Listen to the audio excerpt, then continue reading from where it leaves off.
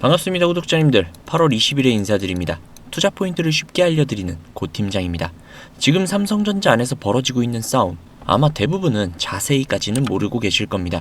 노조가 정부의 호남 반도체 공장 건설에 반대하고 나섰습니다. 회사가 공장을 짓겠다는데 노조가 막아선 겁니다. 경영자 총협회는 지난 17일 곧바로 반격을 했죠. 공장을 어디에 지을지, 성과급을 얼마나 줄지, 이건 애초에 노조가 끼어들 문제가 아니라고요. 여기에서 핵심만 말씀드리도록 하겠습니다.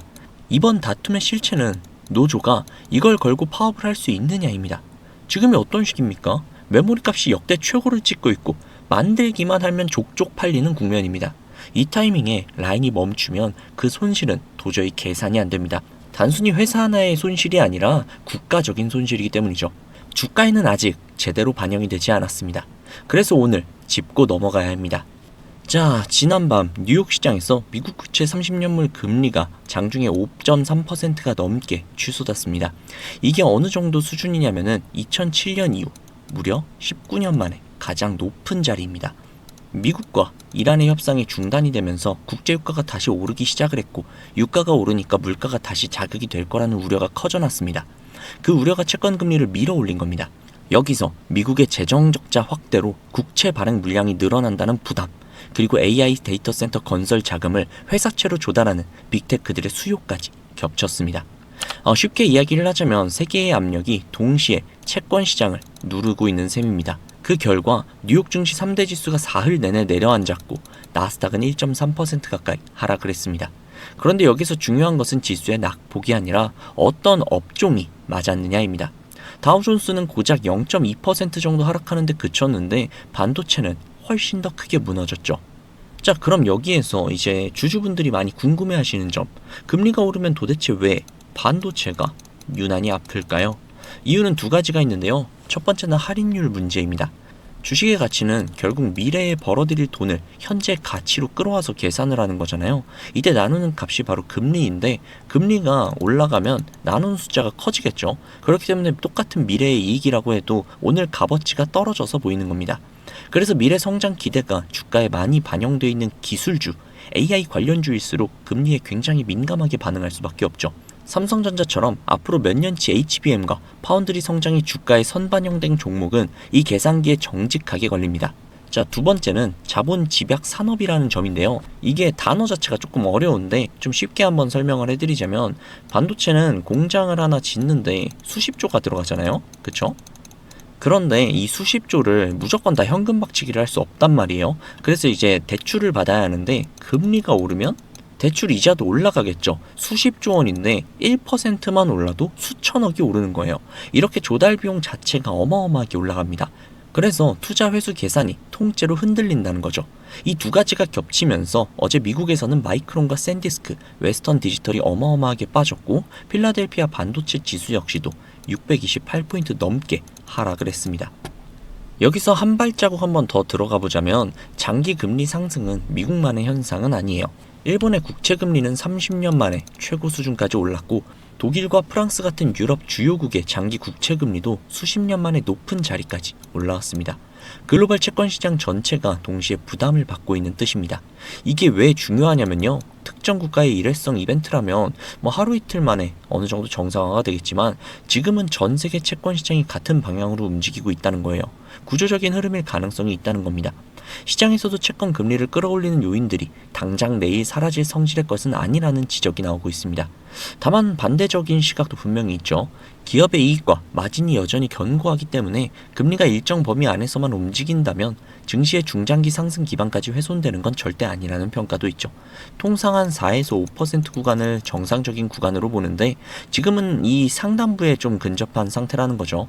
그렇기 때문에 위험 구간까지는 들어섰지만 여전히 예상 범주 내다 라고 이야기를 하고 있습니다. 사실 이것뿐만이 아니라 한 가지 이슈가 또 있는데요. 바로 국내 이슈입니다. 반도체 슈퍼사이클 한복판에 노사 문제가 다시 한번 수면 위로 올라왔습니다. 한국경영자 총협회가 지난 17일 경영계 제언을 내놨는데요. 성과 배분 요구와 관련된 내용이었죠. 정당한 요구인지 아닌지는 좀 더 뜯어봐야겠지만 적어도 우리 투자자들의 입장에서는 그리 좋은 소식은 아닌 게 분명합니다. 그러나 충분히 합의가 될 수 있는 내용인 만큼 시간이 조금 필요해 보입니다. 자, 그렇다면 투자자의 입장에서 현재의 상황들 어떻게 봐야 할까요? 저는 이 사안들을 단기 주가 재료가 아니라 중기 리스크 체크리스트에 올려두시라고 말씀드리고 싶습니다.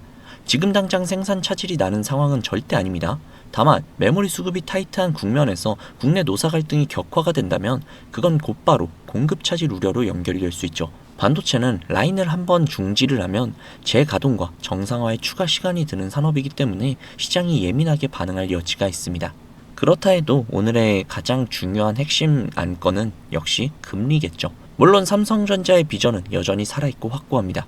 지금 당장의 하락에 우울해지실 게 아니라 우리가 삼성전자의 미래를 보고 투자했듯 여전히 존재하는 굳건한 비전을 믿어보시고 지켜보시는 게 더 좋은 판단일 것 같습니다. 자, 그러면 이렇게 생각하시는 분들이 계실 수도 있어요. 현재의 상황이 나아지고 있으니 무조건 지금부터 원금까지 버티면 되는 게 아니냐 라고요. 물론 완전히 틀린 말은 아닙니다. 그러나 정답이라고 말하기도 어렵죠. 왜냐하면 우리의 자금은 한정적이기 때문입니다. 우리가 몇십억, 몇백억, 몇천억의 자산가라면 아무런 상관이 없으나 우리는 외인들과 기관들처럼 몇십, 몇백, 몇천억의 자산가들이 절대 아니잖아요. 그렇기 때문에 솔직히 싸움이 되지 않습니다. 우리가 이렇게 돈 많은 세력들, 외인들을 상대하기 위해서는요, 반드시 이들의 의도를 파악을 해야지만 우리가 돈을 벌 수 있다는 겁니다. 아무리 좋은 종목이라고 해도요, 매일 오르기만 할 수 있습니까? 그렇기 때문에 외인들은요, 항상 주가의 상승과 하락, 즉 등락을 이용을 해서 수익을 만들어내는 거거든요. 그래서 우리도 이들과 똑같이 등락을 이용한 매매를 통해서 수익을 극대화해야 된다라는 겁니다. 이렇게 등락을 통한 매매만 잘 해도요, 남들이 3%가량 수익을 볼 때 구독자님들은 15%, 20% 그 이상이 계좌에 찍혀 있을 겁니다. 그리고 남들이 20% 정도의 수익을 벌어갈 때 우리는 계좌에 100%, 200%가 찍혀 있는 거예요. 그래서 제가 이렇게 타점을 잡고 말씀을 드리면 꼭 이렇게 말씀을 하시는 분들도 계세요.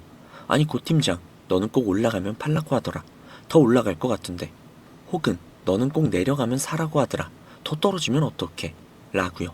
그런데 구독자님들, 이게 바로 외인들과 세력들의 매매 방법이고요. 이게 바로 돈을 벌 수 있는 그런 투자 방법이에요. 작년부터 꾸준히 방송을 놓치지 않고 따라오시는 분들은 수익을 많이 가져가고 있다. 정말 너무너무 고맙다. 이렇게 연락을 주세요. 그런데 최근에 속상한 연락도 종종 오는데요. 무슨 연락이냐면 방송을 늦게 봤다고 지금 사도 되냐고 라고 물어보세요. 이거 될까요? 안 됩니다. 정말 잘못하면 엄청나게 큰 손실을 볼 수도 있거든요. 저한테 가장 중요한 게 뭐냐면요. 수익? 정말 중요하죠. 그렇지만 이건 1순위가 아니에요. 1순위는요. 바로 리스크 관리입니다. 이 리스크 관리 정말 중요해요. 수익 보는 것보다도 훨씬 더 중요합니다. 저는 정말 많은 투자자분들이 잃지 않는 투자를 하셨으면 좋겠거든요. 그렇기 때문에 제가 매도 타점을 전부 다 잡아드리는 겁니다. 어쨌든 소통방에 계신 분들은 문제가 없는데 요즘 혼자 손실 보시고 따로 뒤늦게 연락을 주시는 분들이 너무 많아서 제가 오늘 한 번 더 말씀드리도록 하겠습니다. 구독자님들, 여기 지금 화면 상단부에 번호 보이시죠? 종목에 물려 계신 분들, 그리고 본업 때문에 실시간으로 대응이 어려우신 분들, 그 외에도 정말 너무나도 수익이 간절하신 분들은 이 번호로 문자 한 통씩만 보내주세요. 제가 뭐 1억 천금을 만들어 드리겠다, 억만금을 벌어 드리겠다, 이런 약속은 절대 드리지 못하지만 단 1%라도 수익을 끌어올리고 단 1%라도 손실을 줄일 수 있는 효율적인 투자의 해답을 보여드리도록 하겠습니다. 여기 상단부에 보이시는 010-2679-7056 010-2679-7056 이 번호로 수익이라고 적어서 문자 보내주시면요, 제 구독자님들이 방송을 보시고 연락을 주셨구나 라고 생각을 하면서 그분들 한 분 한 분께 매도 타점 장중에 나올 때마다 다이렉트로 바로바로 보내드릴게요.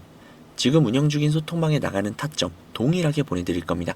이렇게만 하면 수익을 놓치시는 분들 없이 모두 다 가져가실 수 있겠죠. 그리고 주기적으로 소소하게 용돈을 챙기실 수 있게끔 단기 급등주도 챙겨드리고 있으니까요. 혼자서 투자하시기 힘드신 분들은 위에 보이시는 번호로 수익이라고 적어서 문자 넣어주세요. 하루 이틀 정도 한번 문자 받아보시고 뭐 수익이 좀 별로라던가 아니면 좀 취향에 맞지 않는다면 그냥 번호 차단하셔도 됩니다. 대신에 좀 수익이 잘 난다면요, 제 채널의 구독 그리고 영상의 좋아요 좀 부탁드릴게요. 그리고 제가 이렇게 많은 분들에게 수익을 내드리고 있다 보니 종종 선물 같은 거 이렇게 보내주시거든요. 뭐 기프티콘 같은 거. 그런데 제가 좀 난감한 게 제가 사실 커피를 못 마셔요. 그래서 제가 너무너무 감사하지만 그냥 마음만 받도록 하겠습니다. 저는 뭐 대가성으로 따로 바라는 건 없고요. 그냥 제 채널의 구독, 그리고 영상의 좋아요, 이거면 만족하니까요. 이 정도는 좀 부탁드려도 괜찮잖아요. 그쵸? 그리고 간혹 가다가 몇몇 분들이 또 물어보세요. 주식을 그렇게 잘하면 그냥 너 혼자 해먹지 왜 남들에게 알려주냐고, 뭐 그렇게 생각하실 수 있습니다. 그런데 제가요, 주식으로 과거에 빚만 3억 정도를 졌었거든요. 진짜 좀 안 좋은 생각도 많이 하고, 뭐 한강을 가야 되나 라는 생각까지도 했었어요. 그런데 그때를 제가 돌이켜보면 저한테 주식 투자에 대해서 알려주시는 분들이 단 한 분도 계시지 않았어요.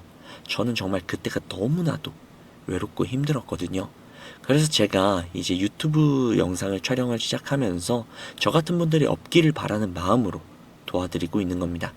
제가 늘 말씀드리죠. 주식은 혼자 투자하면 정말 너무 외롭고 너무너무 힘들어요. 선생님도 필요하고 함께 갈 수 있는 동료들도 필요하죠. 그러니까 구독자님들, 절대로 혼자 투자하지 마세요. 제가 꼭 도와드리도록 하겠습니다. 만약에 문자 보내주시는 게 조금 불편하시거나 아니면 종목뿐만이 아니라 시황이나 다음으로 올라갈 섹터 혹은 여러분들이 궁금하신 내용들이 있으시면요, 영상 하단에 더보기란에 링크가 하나 있을 거예요. 그 링크를 누르셔서 원하시는 내용을 클릭하신 다음 해당 내용 받아가셔도 되니까요. 너무 부담 갖지 마시고 천천히 수익 가져가셨으면 좋겠습니다. 자, 오늘 영상은 여기까지고요. 다음 영상에서 더 좋은 정보, 그리고 더 알기 쉬운 분석으로 찾아뵙도록 하겠습니다. 지금까지 고팀장이었습니다. 감사합니다.